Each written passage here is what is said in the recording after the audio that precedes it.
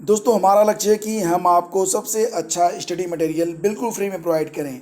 खंड शिक्षा अधिकारी के लिए हमारा लक्ष्य यही है कि जो भी अभ्यर्थी हमारे इस चैनल से जुड़े हैं उन्हें मुख्य परीक्षा में ज़रूर बैठने को मिले। इसलिए हमारी कोशिश है कि जो अत्यधिक संभावित प्रश्न हैं, जो बहुत ही महत्वपूर्ण हैं, कोई भी प्रश्न छूटने नहीं पाएगा। और ये सारा प्रैक्टिस सेट आपको बिल्कुल फ्री में प्रोवाइड किया जा रहा है। आपको बस अपना डेडिकेशन दिखाना है। कोई भी प्रैक्टिस सेट आपको नहीं छोड़ना है। अपने मन में पूरी श्रद्धा, पूरे विश्वास के साथ तैयारी करते रहना है। और चैनल की मदद अगर आप करना ही चाहते हैं तो वीडियो को लाइक और शेयर कर दिया करें। बस हमें आपसे इतना ही गुरु दक्षिणा चाहिए। तो क्वेश्चन नंबर 1 से करेंगे स्टार्ट। आज का जो प्रैक्टिस सेट है इसमें हम सामान्य विज्ञान, राजनीति विज्ञान, इतिहास के साथ करंट अफेयर्स के प्रश्नों को करेंगे डिस्कस। और आज के जो प्रश्न हैं बहुत ही विशेष हैं। तो चलिए शुरू करते हैं। सबसे पहले बात करेंगे सामान्य विज्ञान के कुछ बहुत ही महत्वपूर्ण प्रश्नों के बारे में। क्वेश्चन नंबर 1 बताइए कि वन्य प्राणी संरक्षण अधिनियम 1972 का विस्तार है जम्मू कश्मीर राज्य को छोड़कर संपूर्ण भारत पर यानी कि इंक्लूडिंग जम्मू एंड कश्मीर, अनुसूचित जनजाति क्षेत्रों को छोड़कर शेष भारत पर, या घने वन तथा वन्य प्राणी बहुल राज्यों पर। तो सही जवाब क्या होगा? सही जवाब इसका होगा friends option A, Jammu Kashmir राज्य को छोड़कर संपूर्ण भारत पर इसका विस्तार किया गया था। जैसा कि आप लोग जानते हैं कि ये तब की बात है जब जम्मू कश्मीर में आर्टिकल 370 लागू हुआ करता था, वर्तमान में हट गया है। तो वहाँ पर ये लागू नहीं था, बाकी संपूर्ण भारत पर ये एक्ट, ये अधिनियम लागू हुआ करता था। अच्छा, ये बताइए कि वन्य प्राणी संरक्षण अधिनियम 1972 को राष्ट्रपति की मंजूरी कब मिली थी? राष्ट्रपति ने वन्य प्राणी संरक्षण अधिनियम 1972 को मंजूरी कब दी थी? कई बार जो प्रश्न होते हैं वो बिल्कुल डेट वाइज पूछे जाते हैं, तो आपको डेट भी बिल्कुल याद रखना है। देखिए, परीक्षा में समय बहुत कम बचा हुआ है, सारे फैक्ट आपको याद होने चाहिए। आप पढ़ते तो बहुत हैं, आपके पास नॉलेज भी बहुत होता है, लेकिन अगर आप उसे एग्ज़ाम में रिप्रेजेंट नहीं कर पाए तो सारी मेहनत आपकी व्यर्थ हो जाएगी। तो सारे फैक्ट रटते हुए आगे बढ़िए, ठीक है। तो वन्य प्राणी संरक्षण अधिनियम 1972 को राष्ट्रपति की मंजूरी मिली थी 9 सितंबर 1972 को। ये बहुत सही डेट है और इसको आप बिल्कुल याद रखना। भारत में गिद्ध अब विलुप्त हो गए हैं, ये हमारे प्राकृतिक सफाई कर्मी थे। तो प्रश्न यहाँ पर यह है कि भारत में गिद्धों की कमी का प्रमुख कारण माना जाता है। तो उत्तर भी यहीं पर लिखा गया है। सही जवाब है, जानवरों को जो दर्द निवारक के रूप में दवा दी जाती थी, डाइक्लोफेनेक। तो ये दवा क्या करती थी? जानवर की आंतों में रह जाती थी और जानवर अगर मर जाता था उसे खुले में लोग छोड़ देते थे।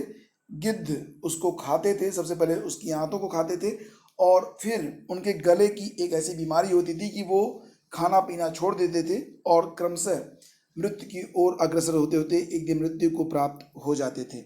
हालांकि ये दवा अब बैन कर दी गई है, लेकिन गिद्धों की संख्या भी अब नगण्य हो गई है। IUCN रेड डाटा बुक में अब ये इन डेंजर श्रेणी में आते हैं। इनमें से कौन द्विबीजपत्री पौधा है? द्विबीजपत्री मतलब जब बीज को आप तोड़ते हैं, उसके छिलके को हटाते हैं तो उसमें आपको 2 पत्र दिखाई देते हैं।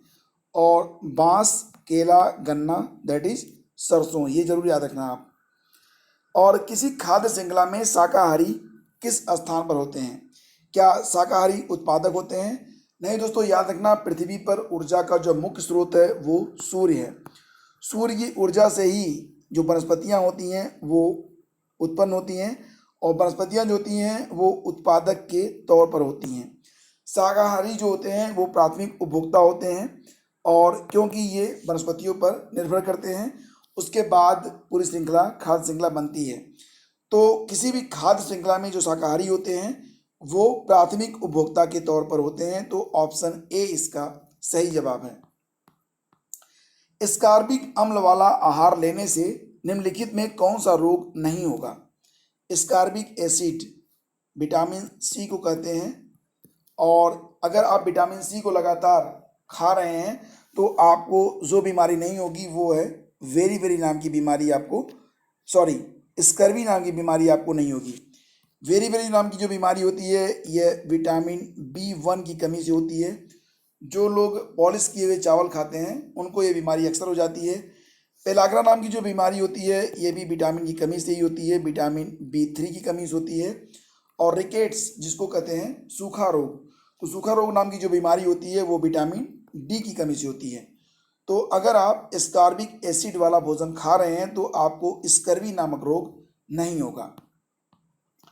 मृत ज्वालामुखी किलिमंजारो ये किस देश में स्थित है?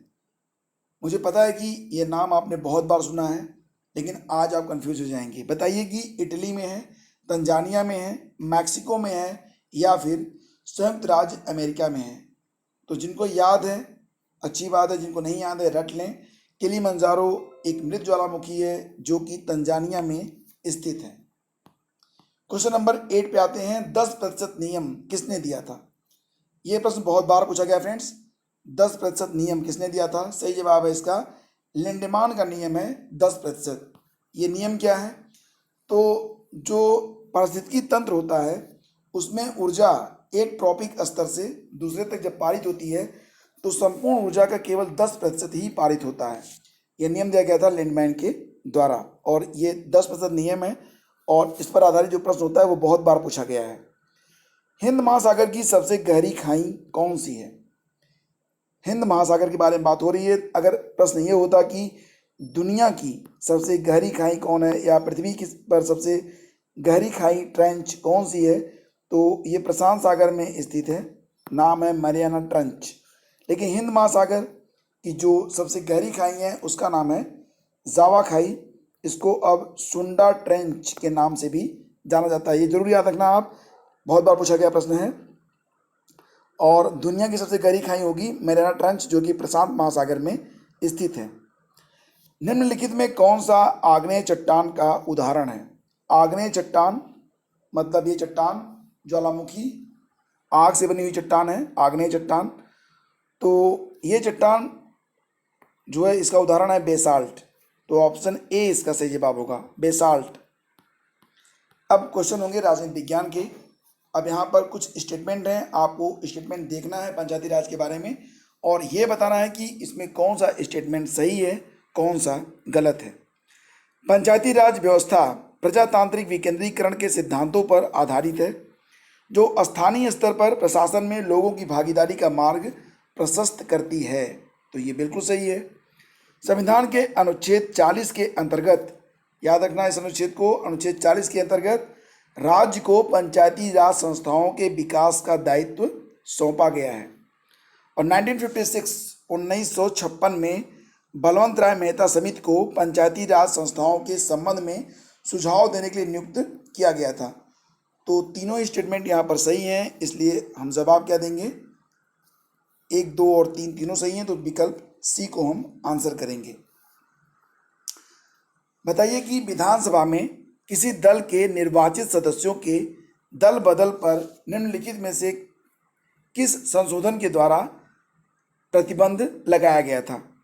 विधानसभा में किसी दल के निर्वाचित यानी कि दल बदल पर प्रतिबंध लगाया गया था किस संविधान संशोधन के द्वारा, इन शॉर्ट। और यह संविधान संशोधन था 52, याद रखना। और ये कब हुआ था? 1985 में, 1985 में ये संशोधन लाया गया था दल बदल विरोध करने के लिए। और इसके लिए संविधान में 10वीं अनुसूची भी जोड़ी गई थी, ये भी आप याद रखेंगे। धर्म की स्वतंत्रता का अधिकार किस अनुच्छेद में निहित है? 25, 26, 27 या फिर 28? धर्म की स्वतंत्रता हमें अनुच्छेद 25 के अंतर्गत मिलती है। सबसे इंपॉर्टेंट बनता है इसमें ऑप्शन डी, अनुच्छेद 28, जिसके अंतर्गत ये कहा गया कि कोई भी सरकारी स्कूल किसी भी धर्म की शिक्षा को प्रदान नहीं करेगा। तो धार्मिक स्वतंत्रता में हमें मिलती है अनुच्छेद 25 के अंतर्गत। अब इसमें एक स्टेटमेंट गलत है, वो आपको पहचानना है। अनुच्छेद 74 के अनुसार राष्ट्रपति प्रधानमंत्री की नियुक्ति करता है। राष्ट्रपति प्रधानमंत्री की नियुक्ति करता है अनुच्छेद 74 के अनुसार। फिर अन्य मंत्रियों की नियुक्ति राष्ट्रपति ही करता है, लेकिन प्रधानमंत्री की सलाह पर। यह स्टेटमेंट बिल्कुल सही है। अनुच्छेद 155 के अनुसार राज्य के राज्यपाल की नियुक्ति कौन करता है? राष्ट्रपति, ये भी सही है। अनुच्छेद 324 के अनुसार निर्वाचन आयुक्त की नियुक्ति करता है राष्ट्रपति, संसद की निधि के अधीन। ये भी सही है। तो गलत कौन सा होगा? अब 3 सही है तो गलत तो चौथा ही होना चाहिए। गलती क्या है? भारत का राष्ट्रपति उपराष्ट्रपति की नियुक्ति करता है।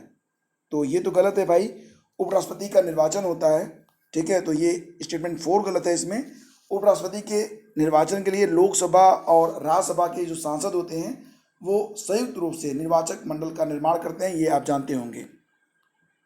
संविधान के किस अनुच्छेद के अनुसार सेवानिवृत्त होने के पश्चात हाई कोर्ट हो या सुप्रीम कोर्ट हो, उसके जो न्यायाधीश हैं वो किसी भी सरकारी पद को ग्रहण नहीं कर सकते और न ही किसी अधीनस्थ न्यायालय में वकालत कर सकते हैं? न तो वकालत कर सकते हैं, न ही किसी सरकारी पद को ग्रहण कर सकते हैं। इसका उल्लेख संविधान के किस अनुच्छेद में मिलता है? तो सही जवाब होगा संविधान के अनुच्छेद 124 के अनुसार। तो ऑप्शन बी इसका सही जवाब होगा और इसको आप बिल्कुल याद रखना, ये कई बार पूछा गया प्रश्न है। सुप्रीम कोर्ट द्वारा सर्वप्रथम संविधान के मौलिक लक्षण का सिद्धांत प्रतिपादित किया गया था। संविधान के मौलिक लक्षण का सिद्धांत प्रतिपादित किया गया था, जैसा कि आपको पता होगा, केशवानंद बनाम केरल राज्य में। केशवानंद बनाम केरल राज्य का जो मुकदमा था उसमें संविधान के मौलिक लक्षण का सिद्धांत प्रतिपादित किया गया था। और 24वें संविधान संशोधन की संवैधानिकता को केशवानंद भारती बनाम केरल राज्य के मामले में चुनौती दी गई थी, जिसके लिए सुप्रीम कोर्ट ने 13 सदस्यीय खंडपीठ का गठन किया था। खंडपीठ ने 7:6 के बहुमत से निर्णय दिया। मुख्य रूप से ये सार संक्षेप है कि संसद को मूल अधिकारों में संशोधन की शक्ति प्राप्त है और संविधान में संशोधन की व्यापक शक्ति संसद को प्राप्त है, लेकिन संसद संविधान के मूल ढांचे को नष्ट नहीं कर सकता है। तो ये 2 बड़े पॉइंट्स हैं जिसके बारे में आपको बिल्कुल पता होना चाहिए। भारतीय संविधान के किस अनुच्छेद में विभिन्न राज्यों से संबंधित विशिष्ट प्रावधानों का उल्लेख मिलता है?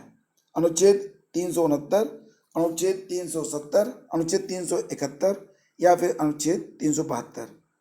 तो भारतीय संविधान के किस अनुच्छेद में विभिन्न राज्यों से संबंधित विशिष्ट प्रावधान हैं? तो जो विशिष्ट प्रावधान किए गए हैं विशिष्ट राज्यों के लिए वो अनुच्छेद 371 के अंतर्गत किए गए हैं, जिसमें महाराष्ट्र, गुजरात, नागालैंड, असम, मणिपुर, सिक्किम, आंध्र प्रदेश, मिजोरम, अरुणाचल प्रदेश और गोवा से संबंधित जो उपबंध हैं वो मिलते हैं अनुच्छेद 371 के अंतर्गत। और अब प्रश्न होंगे इतिहास के।